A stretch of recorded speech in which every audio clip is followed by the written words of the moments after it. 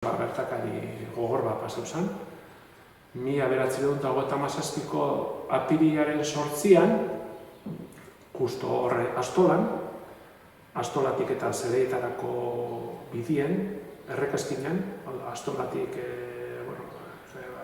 100 metrora, oin behan dau, harriz egineko idazki eta kurutza bat ipinite, hor, justo punto horretan, erailabien Hipolito Salterain Gaztelurrutia.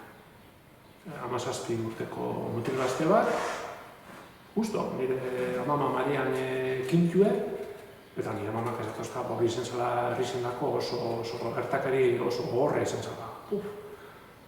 Oso gogorra izen zela.